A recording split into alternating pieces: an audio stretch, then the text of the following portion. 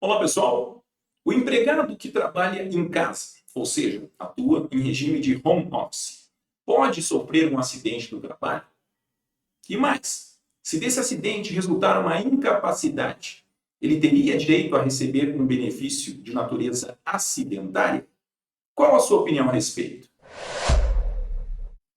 Eu sou o professor Fernando Maciel e se você quer saber a minha opinião sobre esses questionamentos e também receber muita atualização em matéria previdenciária, fica o convite para se inscrever nesse canal, acionando o sino de notificação e também seguir o meu perfil no Instagram F5 Previdenciário.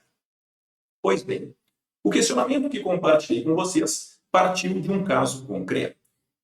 Ao ler uma notícia no site Conjuro, me deparei com uma decisão proferida pela Justiça Estadual que julgou improcedente uma ação em que um segurado, um empregado que trabalhava em casa, em home office, pedia um benefício por incapacidade de origem acidentária, sob argumento de que teria sofrido uma queda em casa, ele trabalhava como um design gráfico, e esta queda gerou uma lesão no seu pulso, acarretando a sua incapacidade para o trabalho.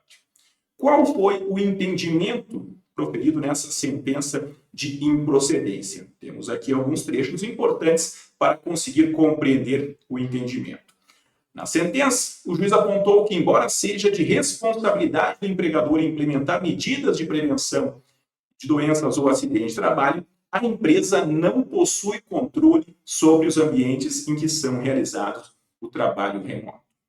E diz mais, a legislação acidentária, pelo menos quanto ao acidente típico, não protege a atividade desenvolvida em home office, escreveu o magistrado. Você concorda com essa decisão? Eu tenho que reconhecer que não. Eu discordo. E faço isso com base em alguns motivos. Primeiro, temos que levar em consideração que a legislação previdenciária que conceitua o acidente de trabalho, qual seja o artigo 19 da Lei de Benefícios, não faz restrição onde o acidente ocorre. Vamos analisar aqui a redação do artigo 19, que nos traz o conceito de acidente de trabalho no ordenamento jurídico brasileiro. Então, acidente de trabalho é aquele que ocorre pelo exercício do trabalho a serviço da empresa. Esse empregado estava trabalhando em casa a serviço da empresa, ou do empregador doméstico, ou exercido pelos segurados especiais, que provoca uma lesão corporal. Ele sofreu uma queda e teve uma lesão corporal que acarretou uma incapacidade temporária para o trabalho. Notem que o conceito de acidente de trabalho típico previsto no artigo 19 não delimita onde esse acidente irá ocorrer. Tanto isso é verdade que, da análise do artigo 21, que nos traz as hipóteses de acidente de trabalho por equiparação, nós temos lá no inciso 4 a hipótese de acidente sofrido pelo segurado, mesmo que fora do local de trabalho.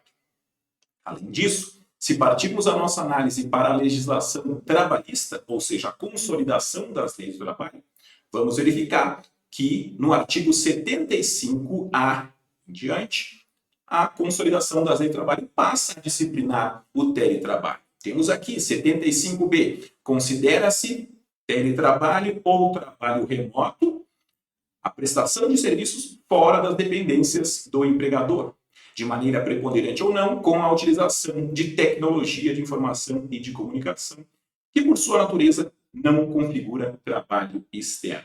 E mais, no artigo 75, letra E, nós temos a disposição de que o empregador deverá instruir os empregados de maneira expressa e também ostensiva quanto às precauções a tomar a fim de evitar doenças e acidentes do trabalho. Vejam bem que a própria legislação trabalhista prevê a possibilidade de ter um acidente de trabalho para aquele que atua de forma remota, ou seja, exerce um teletrabalho, que uma de suas modalidades é o home office, o trabalho no âmbito do domicílio do próprio segurado, do próprio trabalhador. Então, na minha opinião, não agiu corretamente essa sentença de improcedência ao não enquadrar esse acidente como sendo um evento laboral, ou seja, um acidente de trabalho. E mais, se formos verificar os enunciados proferidos pela Justiça do Trabalho, no 19º CONAMAT, nós vamos nos deparar com mais alguns argumentos para tipificar esse evento como sendo um acidente de trabalho. Trago aqui para você também os enunciados de número 23. Teletrabalho, fiscalização do meio ambiente laboral, obrigação do empregador. Sempre que o teletrabalho seja realizado no domicílio do trabalhador, a visita ao local de trabalho para fins de fiscalização do meio ambiente laboral deverá se dar com a anuência e presença do empregado ou de alguém por ele indicado. A visita ao local de trabalho só deve ter por objeto o controle da atividade laboral, bem como dos instrumentos de trabalho, sendo em horário comercial, segundo os usos e costumes do local, com respeito aos direitos fundamentais do empregado, como, por exemplo, a intimidade e a vida privada. O enunciado 24 fala teletrabalho, acidente de trabalho, presunção relativa de ocorrência no local onde o trabalho é exercido. O acidente ocorrido no local onde o teletrabalho é exercido durante a atividade profissional do teletrabalhador é presumido como um acidente do trabalho. E por que a importância de qualificar esse evento como um acidente de trabalho? Nós sabemos que o auxílio por incapacidade temporária de origem comum ou de origem acidentária terá o mesmo valor. Porém, se for reconhecido o caráter acidentário, a natureza acidentária desse benefício, o trabalhador vai se favorecer em dois aspectos.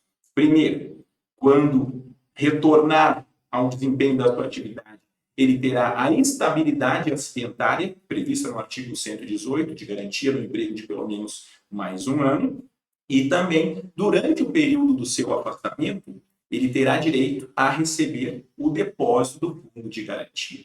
Mas isso apenas se o benefício for concedido sob a natureza acidentária. Porque, se for um auxílio por incapacidade temporária de origem comum, o trabalhador não tem a estabilidade e também não terá o depósito do fundo de garantia no período do seu afastamento. Espero que tenham gostado desse F5 breve, comentando um caso concreto, uma decisão proferida pela Justiça Estadual. E se você também quer sugerir algum tema a ser analisado aqui no nosso canal F5 Previdenciário, fique à vontade, por meio do meu Instagram, pode encaminhar um direct, pode comentar, pode sugerir novos temas para que a gente possa sempre evoluir a análise e a nossa constante atualização do direito previdenciário. Até o próximo F5 Breve.